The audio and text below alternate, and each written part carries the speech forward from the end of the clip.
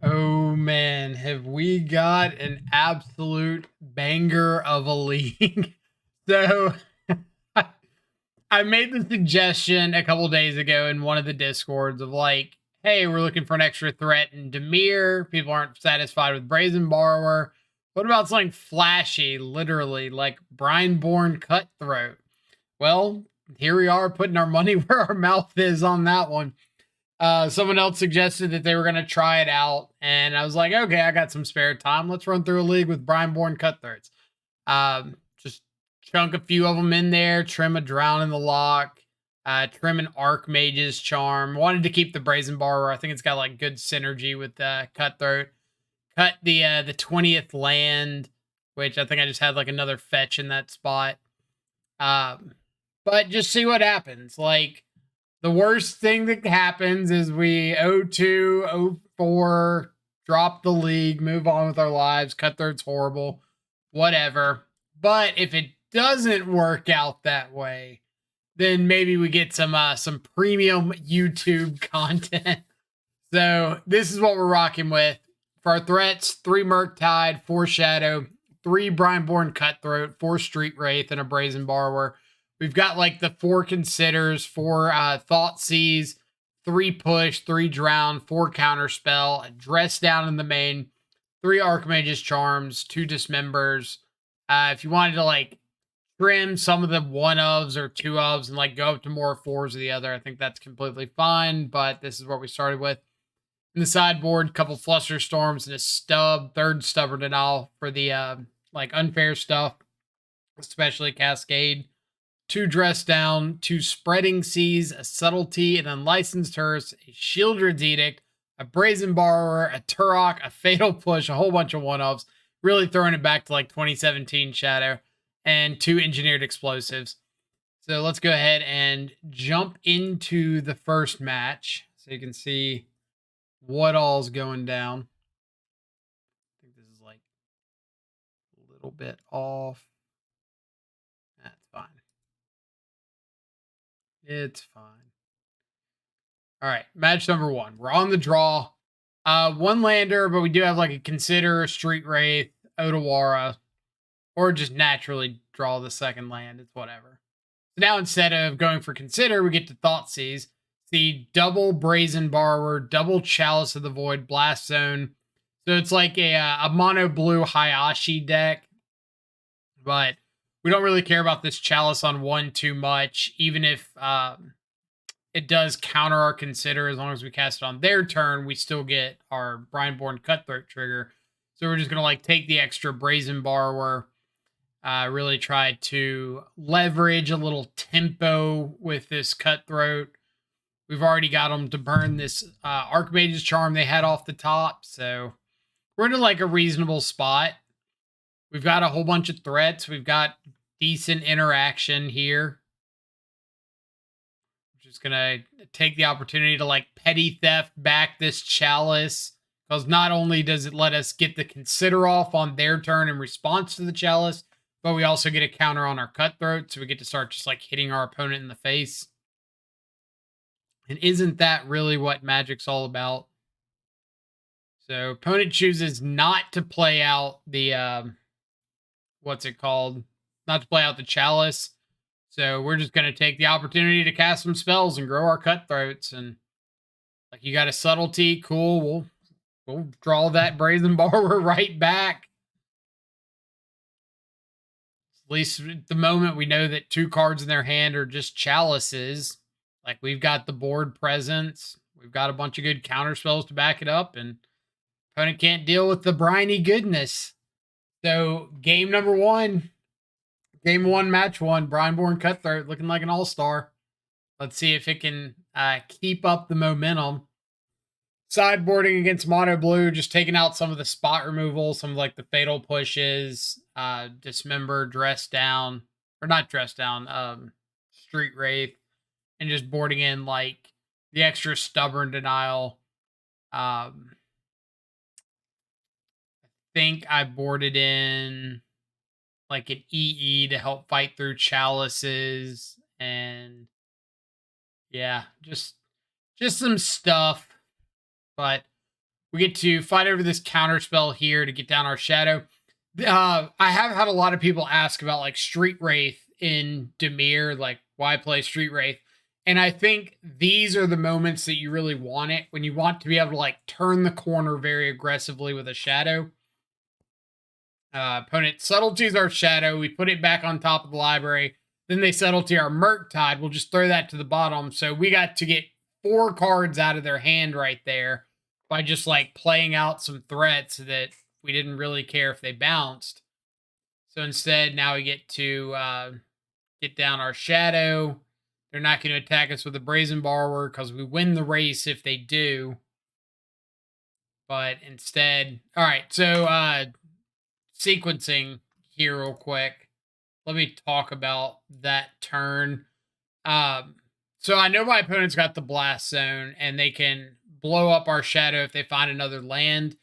But I really want to make it a 1-turn clock if they don't, which is why I dismember the Brazen Borrower and Fetch and Shock down to 3.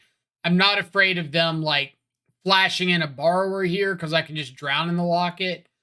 So I'm not afraid of being dead on the crackback. But if my opponent misses their land drop, they can't Archmage's Charm to steal my shadow. I've got that more than covered. I'm not afraid of anything like an EE on 1. I've got that covered with my counter spells. I've got just about any spell they can put on the stack covered.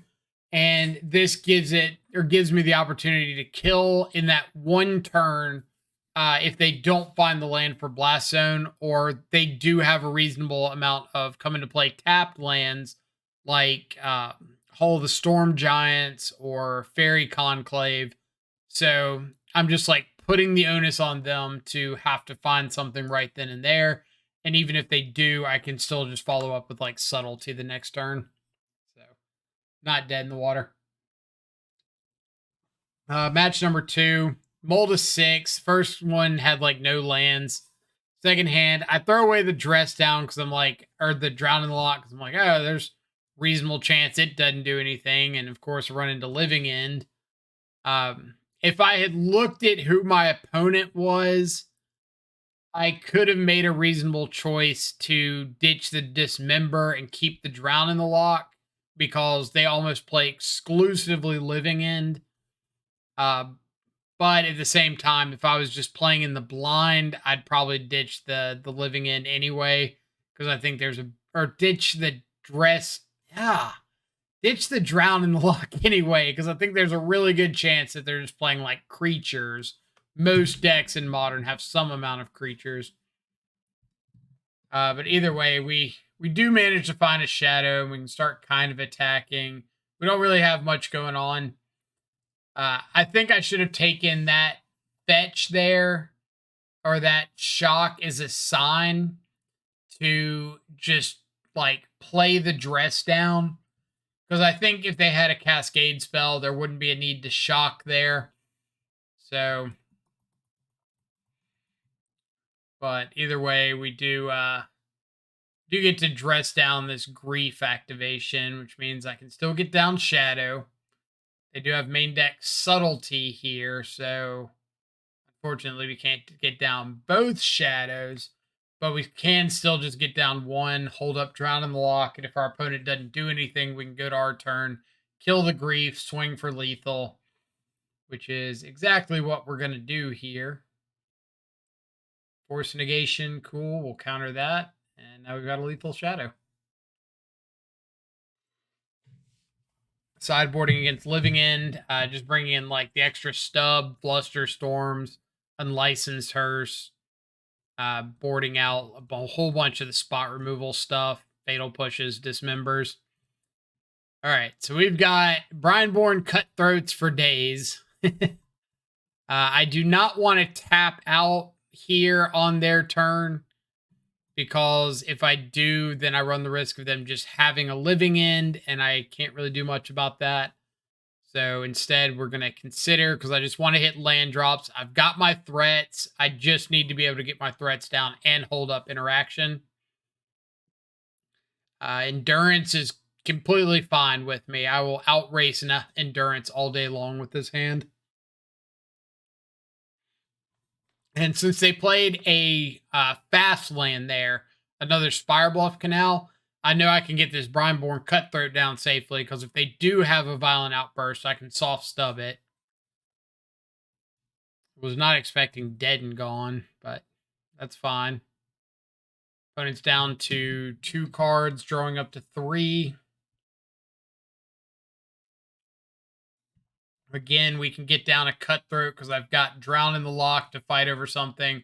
But since opponent's putting down a 4-drop, then we'll just take the opportunity to like get down Cutthroat, Drown in the Loch that. And now if I cast a Stubborn Denial on their turn, it puts a counter on Brineborn Cutthroat, getting it up to 4 power. So it turns on Ferocious for Stubborn Denial. Fun facts. And I'm still like not worried about this endurance, because like with the second Cutthroat, I'm racing this very well. Especially if I get to just like consider and stuff. And now we're just never going to tap off of double counterspell. I could attack with the other Cutthroat, but I really don't feel like I need to here. Like they got to do something good. But since all right, I have to specify here. I said I'm never tapping off of double counterspell. Since they tapped down to less than 3 mana and went to pass the turn, I want to take the opportunity to put counters on my Cutthroats and draw cards, because like now they're forced to chump block my Cutthroat. I still have a Stubborn Denial. I found a Thoughtseize. Like there's a really good chance that I'm going to find something live. And that's why I tap off of the double counter. With Thoughtseize done, we see 3 Cascade spells and a Mystical Dispute. We're definitely taking the Mystical Dispute, because now if they don't find another one, then we've got Stubborn Denial. But either way, on to match 3. Opening hand is fine. Turn 1 Thoughtseize, turn 2 Cutthroat. Looks like it's a mURktide list. You can tell by the fact that they play all blue-red mURktide cards. Blue Fetch Land, Dragon's Rage Channeler, Mishra's Bauble, Ledger Shredder, you know. It's crazy. With Thoughtseize, we see that they don't have a second land. I'm just going to take the mURktide, so when my opponent does rip the second land, they can't play out the mURktide. I know they have Unholy Heat and Lightning Bolt that can deal with the Cutthroat very well, but got to do something, right? Between counterspell, 2 removal spells, I'm just kind of hoping to sneak in an opportunity to kill this this Channeler, which Fatal Push will allow me to do that. Go ahead and burn. Should be one of our counter spells here. This is mostly so if I find a threat, I can have Stubborn Denial up, even if it's like a 2-mana threat. Where if I use the counter spell and I find like a mURktide, I can't mURktide plus hold up counter spell, but I can mURktide and hold up Stubborn Denial. But they find a mURktide first. Luckily, Wraith finds me a Drown in the Loch. We can take out the mURktide. So I'm really coming around on the idea that Drown in the Loch's like better against mURktide than I give it credit for. It's really bad if they just play like an aggressive quick mURktide, but it still stops everything else. Then I also remember that my opponent's playing Thought Scour in this list, so got to take that with a grain of salt. And I figure they've already used 2 lightning bolts, so I'm kind of hoping that they just don't have double bolt here, which is why I'm tapping down to 6. If they hadn't used any, I probably wouldn't have played that Consider. But we got Otawara to deal with. I believe the only cards we know in our opponent's hand are like Unholy Heat. Or it might be Lightning Bolt, I can't remember. Anyway, here's a Brineborn Cutthroat. We're just chilling.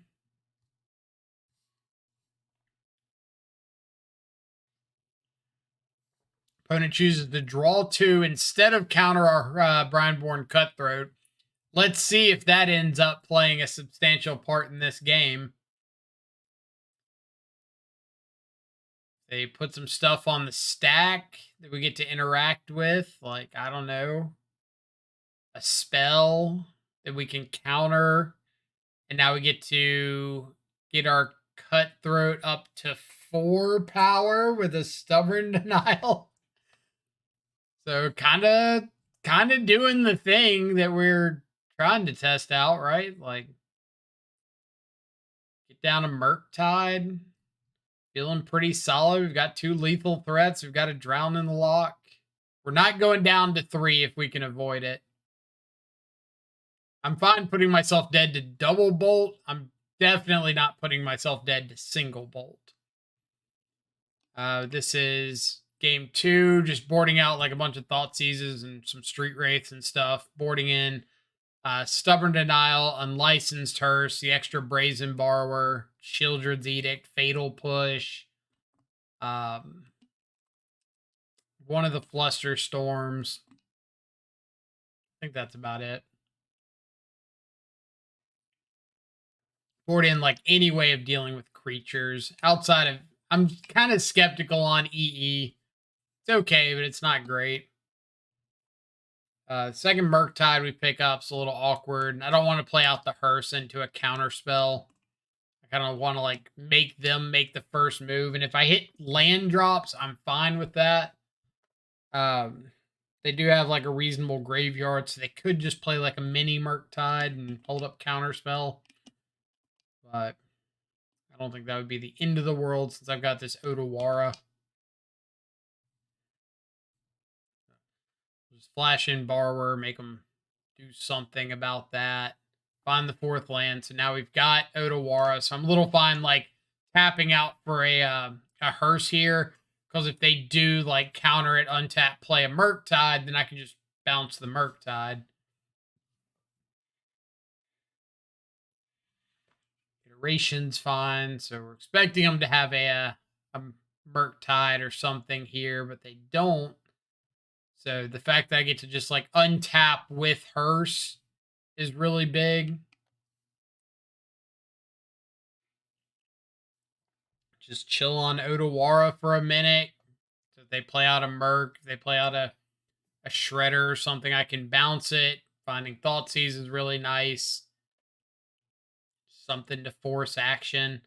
And kind of all I'm thinking about here is like, hey, I've got Drown for something. I've got Fatal Push for something. Why not just be kind of passive and like eventually I'm just going to get to one-shot them with this hearse.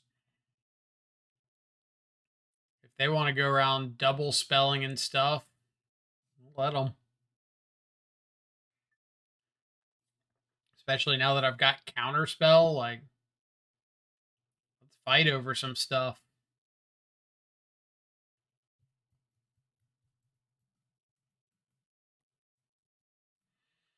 Fluster Storm's okay. That's just like more stuff in the yard to fuel my hearse.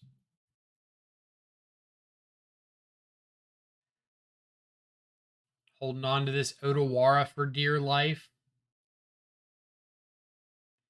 I also got to wonder, like, what kind of a thumbnail I'm going to do for this league. Might be like an Otawara with some Cutthroats or something.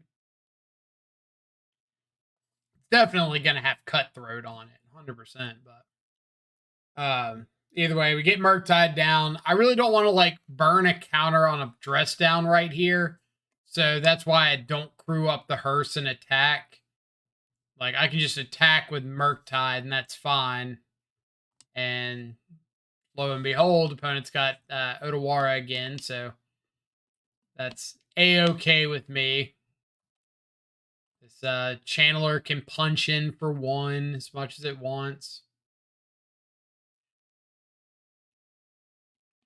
And they don't have flash threats, you know, like Brineborn, Cutthroat, the real OG.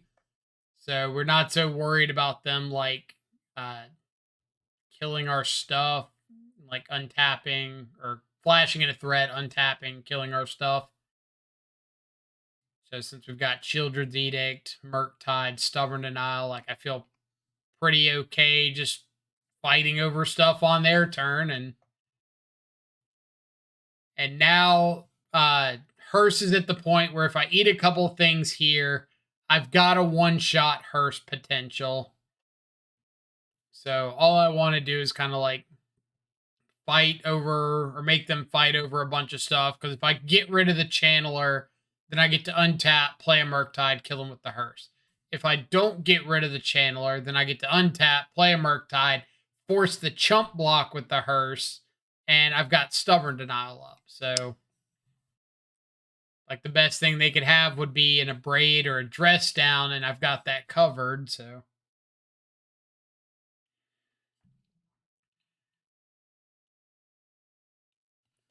iteration, they do find an unholy heat. Got stubborn denial. They could have counterspell, but I still get to untap, play a mURktide, crew the hearse, blah blah blah blah blah blah blah blah. But we're just gonna play another big old mURktide. Crew up our hearse, hold up, drown in the lock, and opponent scoops to that. I can't imagine why forcing someone into abyss mode with an unlicensed hearse seems like perfectly reasonable. But here's match number 4. Anyway, here's Wonderwall. On the play, we've got Thoughtseize into Cutthroat against another mURktide opponent. I don't think I put up the hand revealer here, but they just had like a channeler, a spell snare, and a counter spell, I think. So I was kind of hoping they would play out the channeler. I could play out the Cutthroat. Instead, they held up spell snare. Pretty smart on their part. I'm definitely not flashing in Cutthroat into this. If they had sequencing pause. If they had played out a channeler here, I would respond to the channeler with Cutthroat. So if they spell snared it, they wouldn't get a channeler trigger. But because they didn't play anything, I just get to double consider, help set up my next play a little bit. I don't want to fire off the Cutthroat into a counter spell. And I'm pretty okay just like going to my turn, having charm, drown, stuff. We'll drown the channeler, so if they did decide to spell snare that, I could just like untap and steal it. But they let it go, decide to lean more on holding up the counter spell instead. So I'm just going to go for the draw 2 and try to get them to use the counter spell, because I've got like mURktides waiting in the wing. And instead we just get a free roll Thoughtseize and fetch land. So cool. We'll take your counter spell. We'll get down a mURktide. Get a mini mURktide here. We don't want to exile all our instants and sorceries because we know about an Otawara in hand. But if our opponent spends their entire turn bouncing our mURktide, that's okay with us. If they do anything else, like play a Ragavan, then I just get to, in this case, kill the Ragavan, untap, play a mURktide, a second mURktide, and just hit them with a big first mURktide. And then I don't care about Otawara because I just have like 2 lethal threats. If they had played a mURktide of their own, then I could dismember their mURktide because they only had 1 instant or sorcery in the yard. So here we get down second mURktide, hit them for 10 down to 8. Now we've got 2 lethal threats with a Brineborn Cutthroat and an Archmage's Charm up. Opponent goes on like a little consider string. I don't really know what they were looking for. I don't know what they find that's better than just like playing out a mURktide to chump block, but who knows. Game number 2. On the draw, opening hand had no lands, throw it back. This 7 or 6 that we get, very, very heavy on shadow. So because my hand is just like double shadow, counterspelled, nothing going on, I'm just going all in on these shadows, like ASAP. Not playing one out here for fear of counterspell, but I can consider if they don't do anything. I also don't want to leave a shadow just like dead to a lightning bolt. But they go for mURktide. We go for counterspell, which means Ledger Shredder, or not mURktide, Ledger Shredder. Which means I do get to untap, find a fetch land, get down double shadow. And I'm just like, if you've got double bolt in your 4 cards, you got it. But if you don't, I'm going to have the upper hand here. Because if you don't deal with my shadows right here, which Unholy Heat doesn't, Bolt doesn't, EE would be really unfortunate. But You got to have it right here, right now, or you're going to be in some trouble. This turn, let's pause because there's some thinking to do.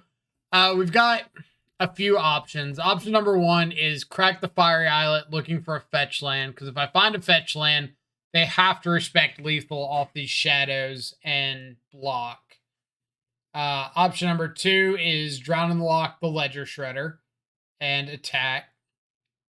Hope they don't have like a spell pierce, spell snare, flusterstorm, something like that. Option number three is Archmage's Charm, draw 2. So that gives me 2 looks instead of 1 at the fetch land to be able to force them to chump block the shadow. But if I miss it, then they know I've got nothing. And if they just have like double spell, including a bolt, I'm just dead in the water. So I decided to just like go to attacks first and pray they block. And turns out that they want to block. So cool. Maybe they were afraid of like dismember or something. But they go for Unholy Heat on a shadow. We get to drown that. And now we're just dead to double bolt. So as long as we can dodge that, they're in chump block mode. If they play out a mURktide, I can ping myself, untap, ping myself. And I've got 2 9/9 shadows that punches through an 8/8 mURktide. And then this moment, so opponents petty thefted one of our shadows.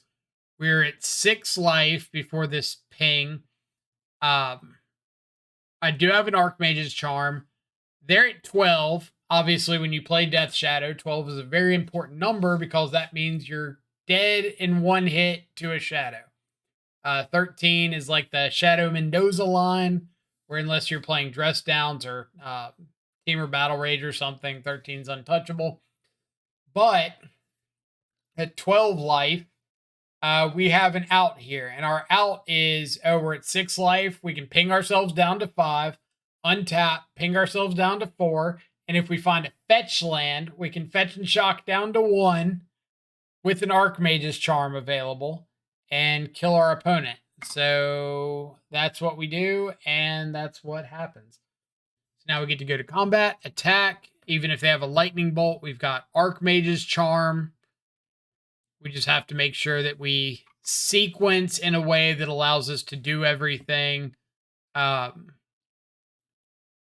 we fetch and shock. If they respond to the fetch at any point, then we can Archmage's Charm off of the fiery islet, and same result.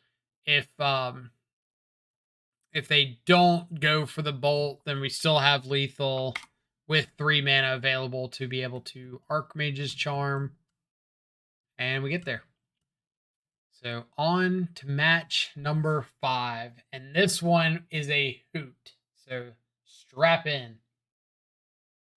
On the draw, no companion, Scalding Tarn. So 3rd straight mURktide opponent. Never mind. Savai Triome. So I'm assuming like Zoo or some sort of Leyline Binding deck. Maybe Rhinos, maybe Creativity. I don't know. But land drops seem pretty good in a hand of just like double counterspell Archmage's Charm. So we'll see what's going on. Ketria Trio means it's like 100% a Leyline Binding deck. We just don't know what flavor of Leyline Binding. Teferi could still be Rhinos or Creativity. I'm assuming it's Creativity because we've seen, obviously the Thoughtseize confirms it, but because we've seen all mountains and red fetch lands, I'm assuming that it was Creativity before we drew the Thoughtseize. But either way, opponent's got a Leyline Binding, Lightning Bolt, Archon. Cycle this Dress Down because it's really not doing anything for us.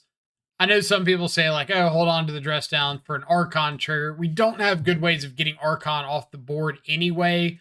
So like Dress Downing the trigger doesn't do you any good if you can't get the Archon off the board.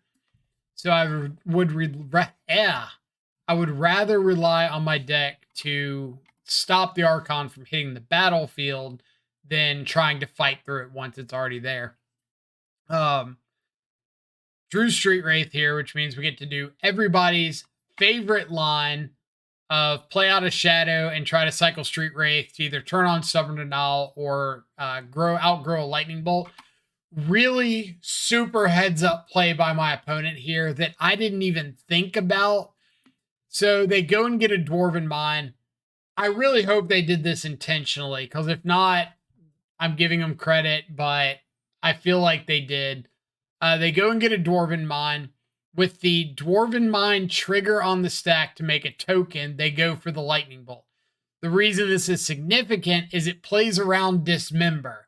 I now cannot dismember my own shadow to save it, and I cannot dismember their dwarf token to save my shadow and kill their token. So I thought that was really, really cool, really heads up. Unfortunately, I just have a Street Wraith. So I could have also soft stubbed, but I'd rather like hold on to my stub and counterspell because I know they have a Leyline Binding. So we're just going to have to like deal with the binding, dismember the token because I need to get damage through.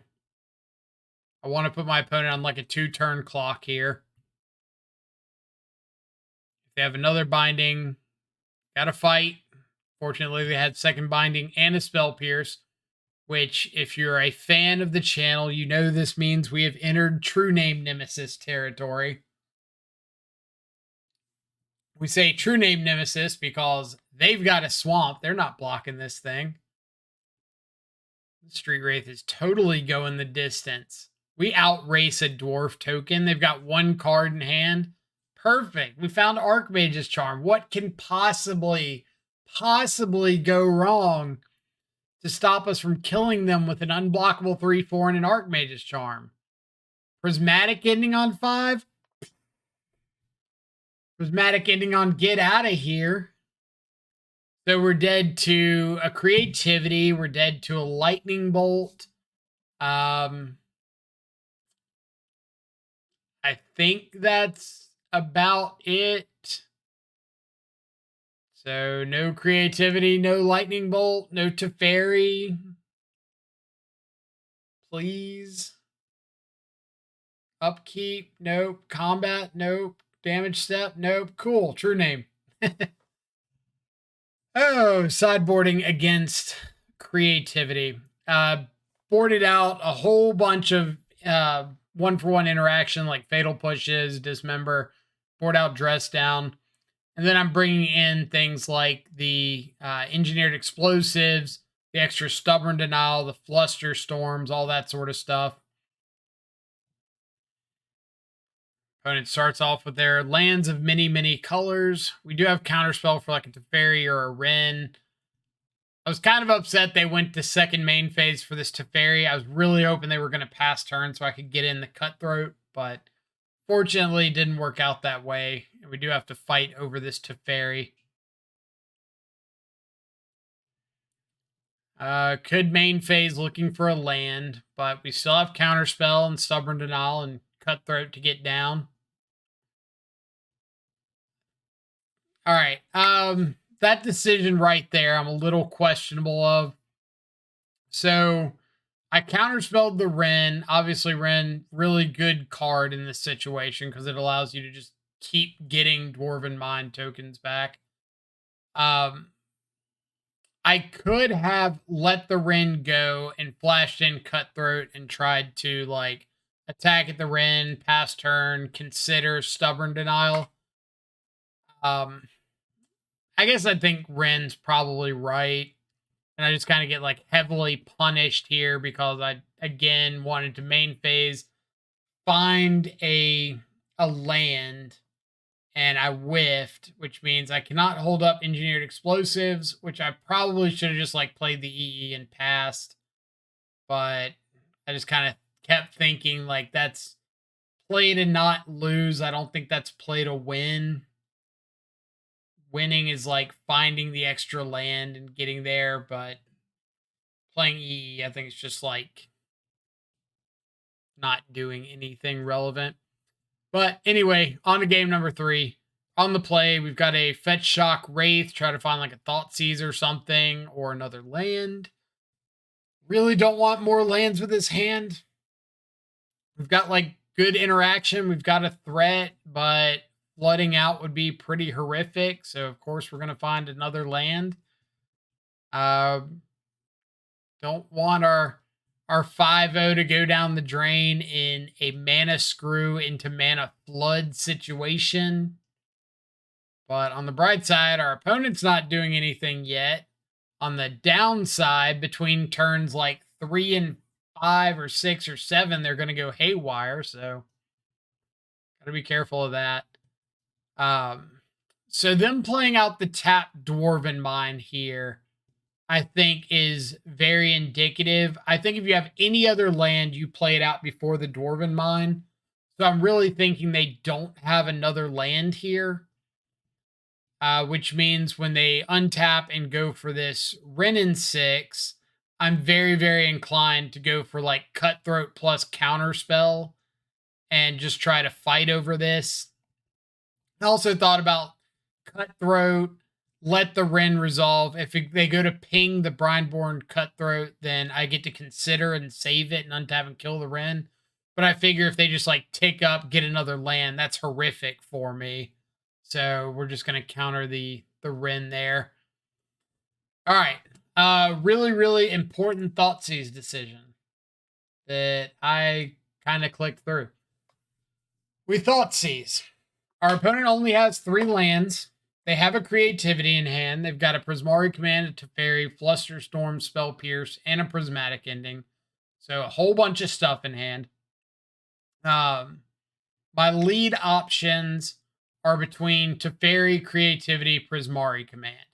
If I take Teferi and they top deck a land, then I run the risk of them being able to just Creativity next turn, and that's really, really bad for me. If I take Creativity, then they don't need to top deck a land, they just get Teferi. So if they Teferi bounce my mURktide Regent and find a land, then they get to block the Cutthroat, keep it from killing the Teferi. I've got to replay mURktide as like a 3/3, and they've got Prismatic Ending my Cutthroat. They've got Prismari Command to try to find some more cards. Really, really bad spot for me. I think I ended up taking the Creativity here because there's like a reasonable chance that they top deck a land. And if I play out the mURktide and they Teferi bounce something, maybe they don't find another land off of that, and I get to just kill the Teferi. But I think I probably would have been better just taking the Teferi and leaving the Creativity. I also should have Archmage's Charmed maybe before I cast the Thoughtseize, but I really wanted like the counter on the Cutthroat.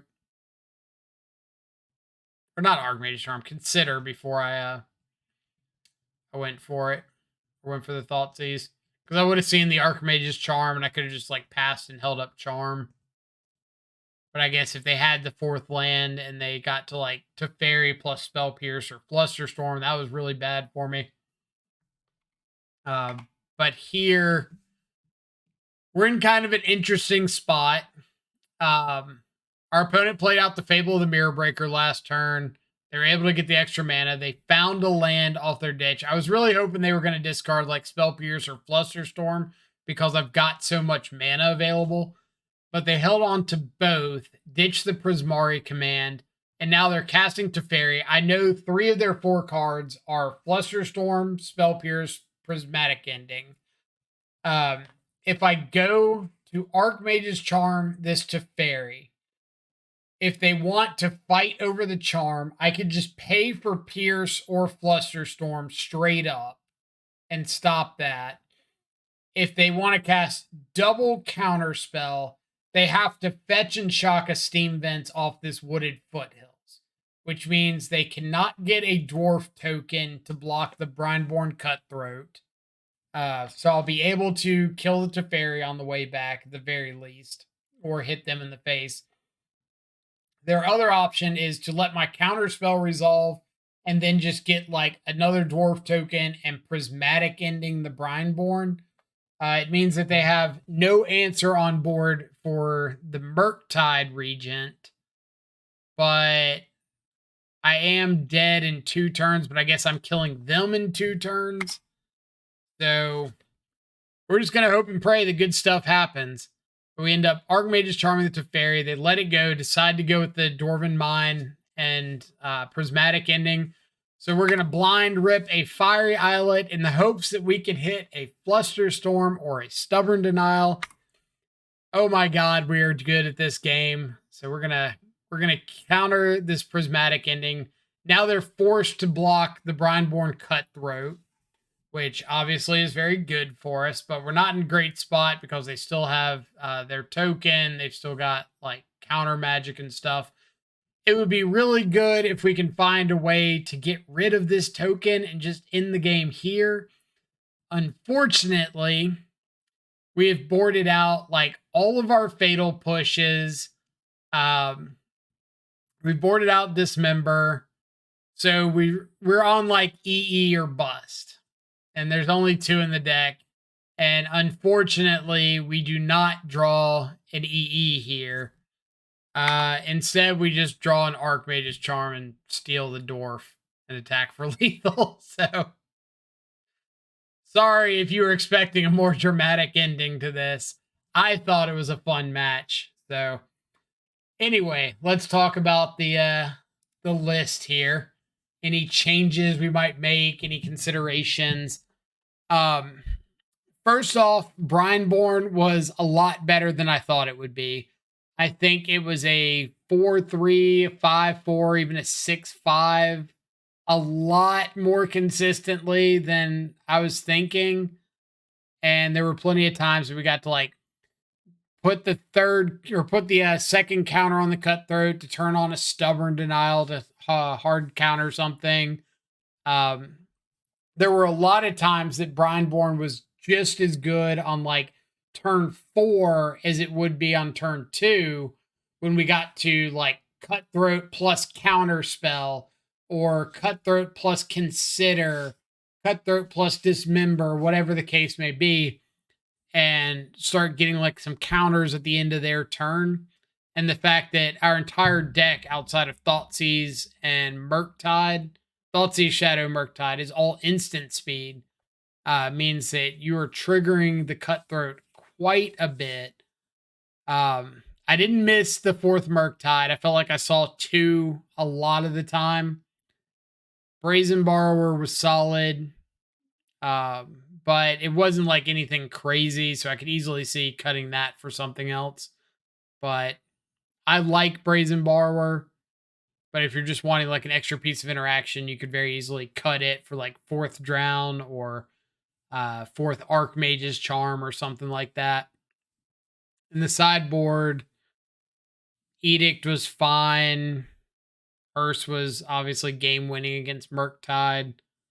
Subtlety, I didn't really see any matchups that I aggressively wanted Subtlety, but I really considered bringing it in a couple times. The extra stub, Flusterstorms were great. Didn't see a lot of dress down matchups.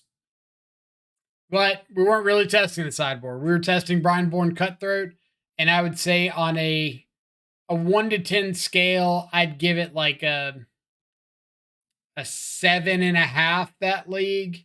It did die to some stuff that the rest of our deck doesn't die to. Like mURktide doesn't die to Prismatic Ending, but apparently Street Wraith could.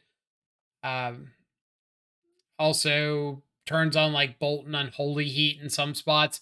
But at the same time, if your opponent's using their Bolt or Unholy Heat to kill your Cutthroat, they're not using their Bolt at your face, and they're not using their Heat to kill your Shadow or mURktide. So take the good with the bad. The important part is when we did want Cutthroat was against like a lot of the unfair stuff, when we want to be holding up counter magic, and then if they don't do anything crazy, we just like flash in Cutthroat, get a counter, and then start tempoing out, because that Cutthroat clock gets real fast. Like we saw against Living End, they had a turn 3 endurance, and we got to just ignore it because we had Cutthroats. And all of a sudden we look up and our Cutthroats are like a 7-6 and a 5-4. And we're like, yeah, cool. You got an endurance. Here's 12 power.